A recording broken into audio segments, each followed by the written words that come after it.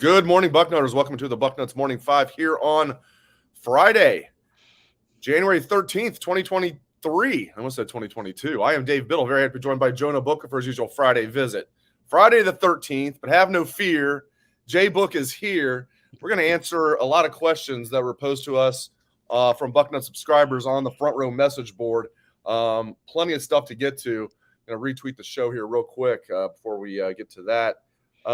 J-Book, the first question is going to come from Nutso. He says, as a former Division I defensive back like you are, what is your opinion on what went wrong the final 3 games of the season with the passing defense? He asks, A, bad coaching, B, bad technique, C, bad luck, and I'm going to add one more in there that he didn't add, D, personnel not good enough, or all of the above. What are you going with? What was wrong with the pass defense the last 3 games? All of the above, Dave. Just in my opinion, I thought the pass defense was a hot mess. I will say this: I am not 100% sold that a 3 safety look will work against the elites. And the reason I say that, Dave, is because when you're dealing against the high level teams, they're going to have an offensive coordinator who's going to be able to scheme up those safeties. What I mean by that is in this system under Jim Knowles, you're asking a lot from your safeties. You're putting a lot of pressure on them.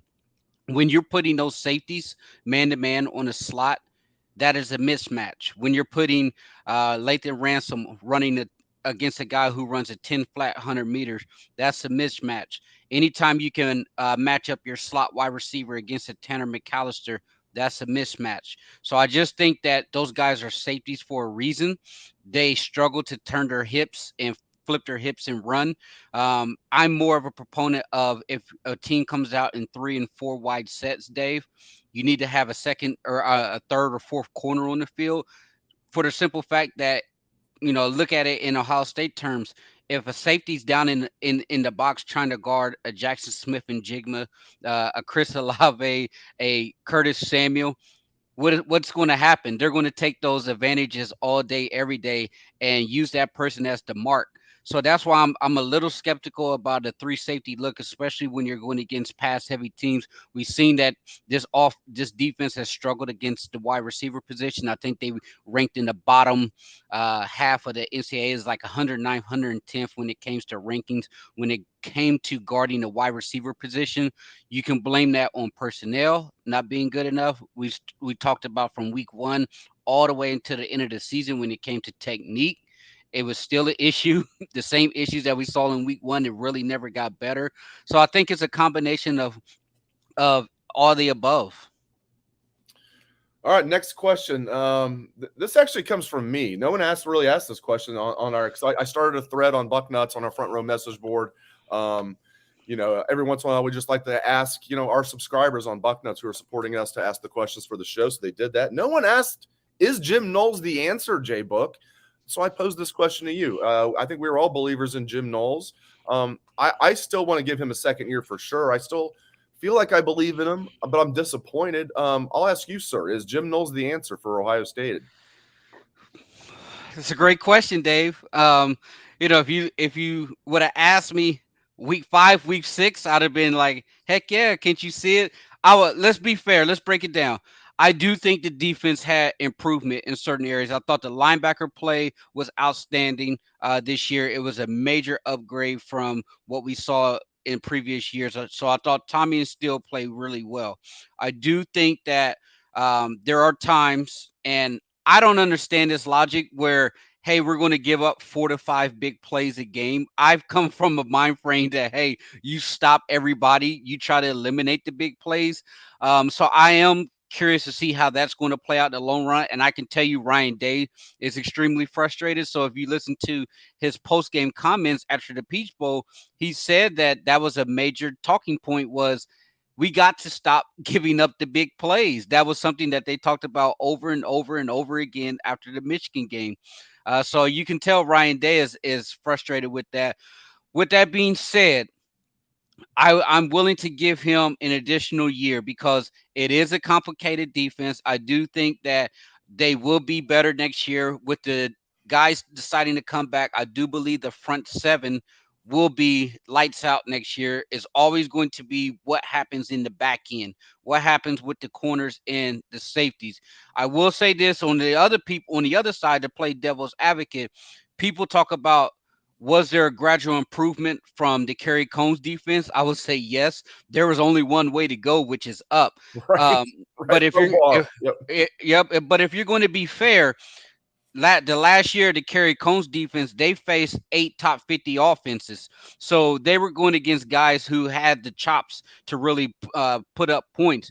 Jim Knowles defense faced only 3 to 4 top 50 defenses. And those particular defenses, he was giving up 40 points a game.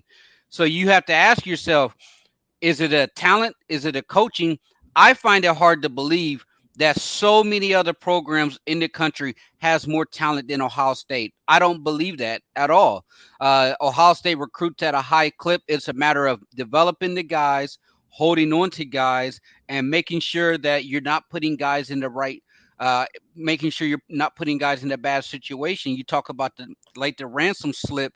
Should we even been in that defense? Should Cam, when you're up 2 scores in the fourth quarter, Right. should you even put a Cam Martinez in the Michigan game in a situation to where he's man to man and there's no safety help over top? Um, so those are some of the things that I have questions about, like situation awareness. Not necessarily is Jim a good defensive coordinator. I do think that if you're paying a guy almost $2 million, you hope that he's going to have a better defense than what Kerry Combs previously had. All right. So I asked you about defensive coordinator. Ryan Day has a decision to make about offensive coordinator. Let's say I told you that later today, Brian Hartline was going to be promoted to offensive coordinator. Would you like that if that happened later today? Hey, let's go, Brian Hartline.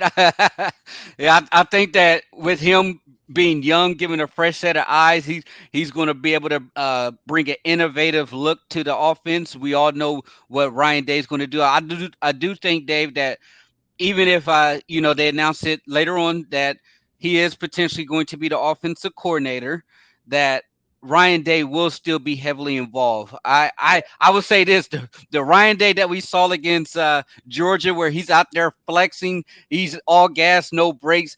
That's the Ryan Day that we in the play Yes. calling that we were all Yes. hoping to see all year around. So if Brian Hartline can get in there and really mix it up, then I definitely think that this offense has the potential to be special. Obviously, they need to figure out the offensive line because they've missed on some of the transfer portal tackles.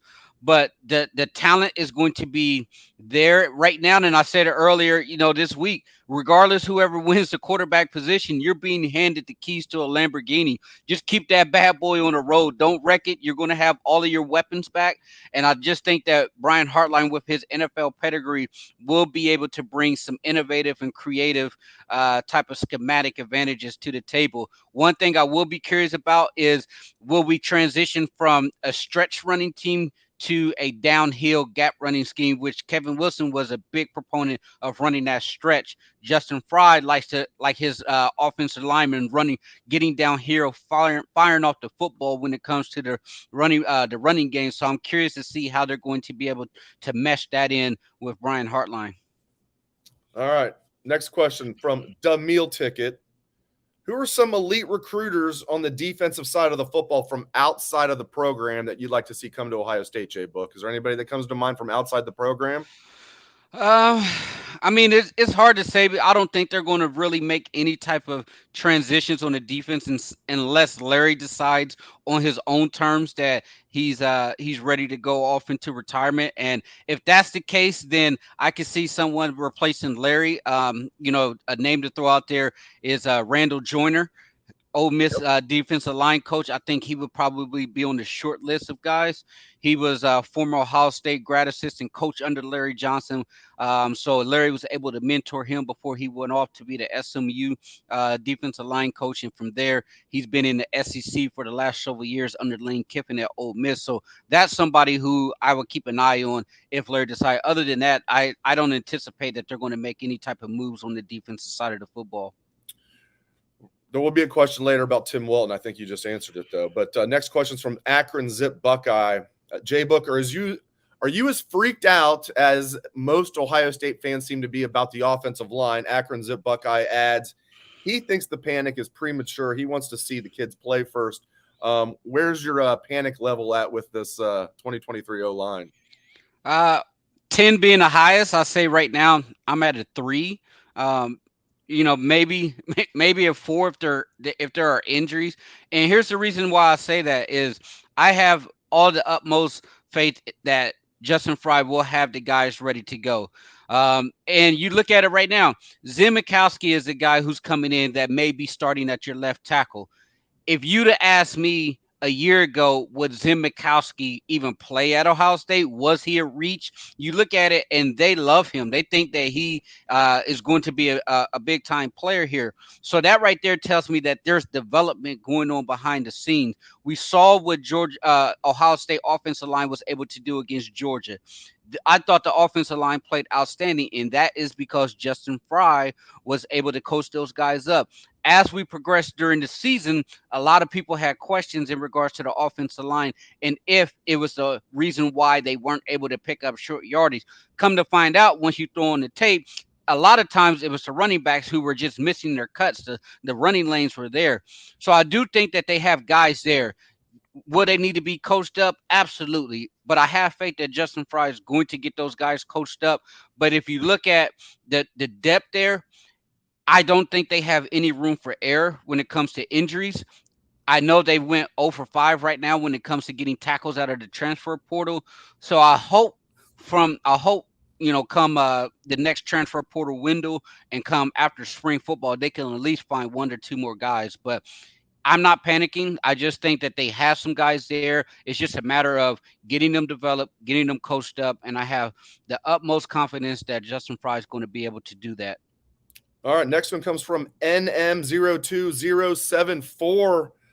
Tommy Eichenberg is back. That's great, as he says. That's fantastic news. As you know, that's huge. That's absolutely huge. He wants to know, and we've had other questions about this too. What about CJ Hicks? He says, any chance he hits the portal? I will point out CJ Hicks is an outside linebacker, not a middle linebacker. Those two things really have nothing to do with each other. But there have been other people that have wondered about CJ Hicks. I think he's going to stick around. What do you think, JB? I definitely think he's going to stick around. A lot of people look at CJ and they look like you look at the body, he looks like he's chiseled out of a, you know, steel. He looks like a Greek god out there, and people think like automatically 5-star the way he looks, athletic guy, boom, he should be on the field right away. But that's not necessarily the case. You look at CJ, he's a guy that came from a high school program that has put him behind where he needs to be when it comes to his development. He didn't have any high school spring ball, and playing down there in the Dayton area, no offense, Dave, if you look at the high school football down there, it's not necessarily playing at the highest level of competition. So when he came into Ohio State, there was a learning curve. He wasn't ready to go, even though people look at the lofty rankings and his freakish athleticism. It's going to take him time to get developed. Do I want to see him on the field this year? Absolutely. Absolutely. I definitely think that Tommy coming back doesn't affect CJ. I think it's more of him playing in a role where still Chambers is at. So I would like to see some of those guys getting into some type of rotation. One of the things that you can like it, you can hate it when it comes to Jim Knowles' defense. He is a big proponent of not rotating guys. I had Chimdi Chekwa on one of the Twitter spaces, and I asked him personally. I was like, Chimdi, as a player or as a recruit, how do you view that? And he said, that's going to be tough to recruit high level players when you don't rotate any of those young guys. And it also stunts their development because you can't simulate game reps in practice. You got to be able to get on the field when the bullets are flying to really understand how you need to play at the college level. So take it, love it, hate it. That's just the way Jim Knowles operates. But personally, I would like to see CJ get more reps this coming season, having some type of rotation with Steel Chambers. All right, this is you're going to have to, I don't know if you want to fly through this, however you want to do it. But Borny22 requests, J-Book, can you name the 11 offensive starters for the opener against Indiana? Go.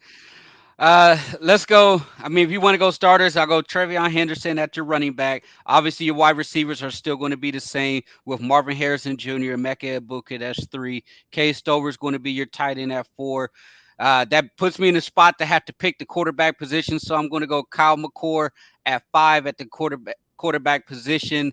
Uh, we're going to have Friars, one of your tackles, at 6. You're going to have Donovan Jackson at 7. You're going to have Matthew Jones at 8. You're going to have Zim Mikowski at 9. And then Enoch Vamahi at 10. And then throw in another wide receiver there.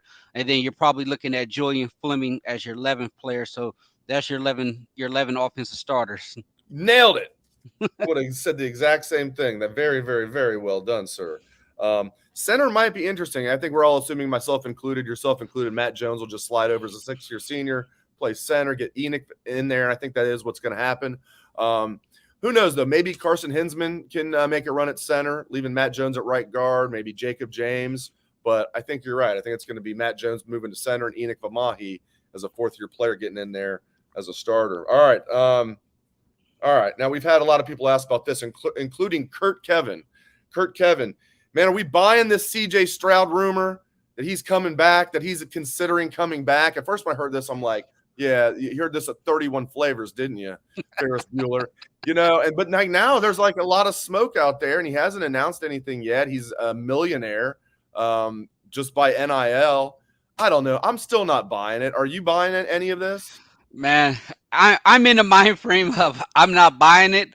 If if it happens, I will be pleasantly surprised, and I just go in with the mind frame of expect the worst, hope for the best when it comes to it. But I mean, it's going to be hard to turn down that type of money. You're talking about, you know, $30 million signing bonus in his draft slot. Right. And so, yes, I know people have been on Twitter saying, "Oh, Justin Fields only made 4 million. If CJ comes back and makes 4 million, yes, technically as far as per salary, but they're not taking into account that the way the NFL is structured, they're going to get a monster signing bonus, which offsets their cap numbers. And as the NFL revenue goes up, I think it's something along the lines of top 5 picks is anywhere looking between 25 to $35 million signing bonus. So if he does come back, hey, Ohio State's going to be right there in the mix again, running back. I still think that even if he doesn't come back with the talent and everybody coming back, regardless if it's you know, Devin Brown or McCord, I do think Ohio State will be right back into the playoffs. So I don't know, Dave. I just can't see it. No, yeah, I'll believe it when I see it. And I don't think I'm going to see it, but I hope I'm wrong. You laid it out perfectly. Just expect the worst, hope for the best. The fact that we're even talking about it blows my mind. I almost didn't even want to bring it up, but a lot of people wanted to hear us talk about it. But yeah, I will say this, Dave. Even if he doesn't come back, I think it's a good sign for college football because I know people rail against NIL and everything that's wrong with NIL and how it's, tampering and corrupting the college football game. But in this instance, I truly believe that NIL has caused a lot of these Ohio State players to come back. Everybody knows that Ohio State is being tampered with by a lot of these other programs.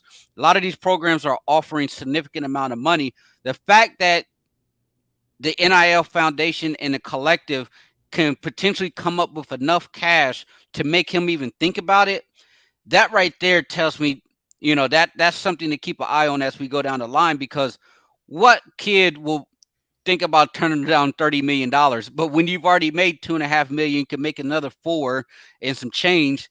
Then you can think about like, hey, maybe college. I love college. I love hanging out with my friends. I love, just going to go have a beer with my boys and after the game or something, and just enjoy the college life. And I still got a lot of money in my pocket. That right there can make kids, second guess if they want to leave for the NFL. All right. This is from One Bad Buck. I got a couple from him. If you were in Michigan, would you fire Harbaugh due to all this flirting with the NFL 2 straight years now? I wouldn't fire him, but I would put an ultimatum, to say, hey, here's a contract with a buyout clause, and if you don't sign it by X amount of date, then at that point you're not going to get a new contract. At some point, Michigan has to put their foot down and say enough is enough. Either you're here or you're not. Like this constant flirting, back and forth with the NFL, it makes him look bad. It makes the program look bad, but the athletic director has to put his foot in the dirt and say, Jim, you're either with us or you're not. I mean, he's purposely sabotaging their own recruiting. I know he's not doing it intentional, but this is 2 years in a row where he's flirting with the NFL right around the next signing day. And if I'm a recruit, I'm skeptical. Why would I go to Michigan when I don't know if Jim's going to be there? He's illustrated over the last several years that he doesn't want to be there. So why should I buy their recruiting pitch to say, come to Michigan, the leaders in the greats or whatever they say up there, when the head coach is anytime somebody NFL job opens up, he's throwing his name in a hat. So it's obvious that Jim wants to get the heck out of there. So why should I go there if I'm a recruit? That's some of the questions. If I was a parent and my kid was being recruited, like, hey, what's going on here? Like, are you even going to be here next year? What's the deal? I'm curious what's going to happen. Like, there's talk that he's emerged as one of the leading candidates for the Broncos. But if Sean Payton wants that job, I'm sure they'll give it to Payton over Harbaugh. The thing is, that's not a good job. I mean, the Broncos are, historically a very good organization, but man, they're tied to Russell Wilson with that guaranteed contract for the next 6 years. They don't have much cap space because of that. They traded away a boatload of draft picks. You got to play Patrick Mahomes twice a year. You got to play Justin Herbert twice a year. Then the AFC's tough. I mean, that's not a good job. I think Harbaugh would take it. We'll see if the Broncos want him. I think Harbaugh would take any job that's offered to him. Right. Anything in the NFL, he would. I mean, if it's Carolina, if it's the Colts, right. I think anyone that's offered to him. I just think that he has a burning desire to get back to the NFL to try to compete for a Super Bowl and building an NFL franchise back up into a playoff contender. I just think that is something that he wants to do. I mean, he would be leaving Michigan in a much better place than when he took over for Brady Hoke. He beat Ohio State twice. He has 2 Big Ten championships. He was right there on the door for winning the national championship. If he walks away from there, I know that Michigan faithful will be irritated and probably throw some insults his way. But at the same time, he would be leaving the program in a much better place. All right, 2 more. We'll get you out of here. This is from One Bad Buck. As promised, the question about Tim Walton. He says, J-Book, how do you feel about firing assistants after 1 year? People are calling for Tim Walton's head. I will add this. I just saw Dabo fired his offensive coordinator after 1 year. His offensive coordinator left for, I believe it was the Virginia job? And they already fired their offensive coordinator after 1 year. Dabo did. He's been pretty loyal to assistants. So what do you think? What do you think about firing assistants after 1 year? And do you think Tim Walton should be on the chopping block? And do you think Perry Eliano should be coaching corners? A lot to unpack there. Yeah, when it comes to firing coaches, you hate it, but you have to understand this is big boy college football. You have to look at it as far as more of a human aspect of it. These guys, wherever they were previously located, they've moved their family up to Columbus, thinking that this is going to be a job. He's a former, Buckeye himself. You have to look at it as, hey, I see this man every day. These coaches, their families and stuff interact there. These coaches' kids all go to the same schools and everything. So you have to ask yourself, is it the personnel? Is it the coaching? And just really roll up the sleeve and have honest to honest, man to man type of conversation. I didn't think the corners played very well this year. If you're a firm believer of PFF, J.K. Johnson played over 400 snaps. He graded out as a 55. Jordan Hancock's supposed to be the next up and coming guy.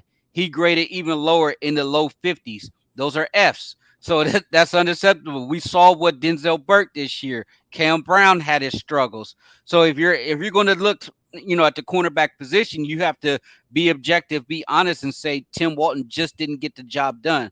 Now you want to talk about Perry Eliano. That's a conversation that goes back initially from the hiring. I didn't understand why he wasn't the initial corners coach to begin with. He's a guy with impeccable resume coming over from Cincinnati, where he just coached Sauce Gardner, who's arguably the best cornerback in the NFL as a rookie, who has pristine technique. You look at Kobe Bryant. He's starting for the Seattle Seahawks as a rookie who's having a heck of a year as a He won the first year. Thor. Yeah. Yeah, he won the Thorpe, and he's having a heck of a year in Seattle, who was drafted in the later rounds. So you have to ask yourself, if a guy has he has the recruiting chops, he has the eye for the talent, he can develop that talent. Why wasn't he placed as the cornerback coach initially from the start? Because if I'm Ryan Day, and I've seen what my secondary has looked like over the last several years under Kerry Combs, and I look at Cincinnati's corners, I'm gonna say, hey, Perry, come and do that for me. Come over here to Ohio State and develop my Sauce Gardners, develop my Kobe Bryants out of my own secondary. Absolutely. And the commenters are all agreeing with you on that. Final question. This is from Deej. Deej wants to know, J Book, why doesn't Ohio State ever target up-and-coming staffers from programs in the South like Georgia and Alabama? He says the recruiting ties to the South would be huge. Plus, those coaches would have experience working under guys like Nick Saban and Kirby Smart. Why doesn't Ohio State target up-and-comers from Alabama and Georgia? That's a great question. I'm not sure. I do think that they definitely need to tap into the South a little bit more. I know they hired the high school coach from Georgia who just recently departed to Tulsa to be the D-line coach um, for Kevin Wilson. Yep, slipped my mind. So I do think that they definitely need to tap into the South a little bit more, bring those guys up as analysts. I know Nick Saban and Kirby Smart, they probably have like 20 to 30 guys on the staff when you're counting all of the analysts. So I definitely think that just getting those guys in there, hopefully the NCAA can eventually rule that you can have more coaches on the field. And I do think that will open up the pipeline. But I would also like to see, some of these guys like Mike Doss, some of these guys who are great Ohio State legends who are interested into getting into coaching. Yes. I wouldn't mind seeing a Mike Doss transitioning to an analyst role to get his feet wet in the coaching ranks, because secondary has been a major issue. And if a legend like Mike Doss, who wants to be part of the coaching staff, find a way to bring him on as an analyst so that he can get his recruiting career, his coaching career started. And if he turns into a gym like Brian Hartline, then boom, you can just go ahead and bring him into a full-time staffer if you need it. Yeah, and like I said, maybe there could be possibly some Brian Hartline news later today. By the way, with the CJ Hicks comment, I meant to say this earlier.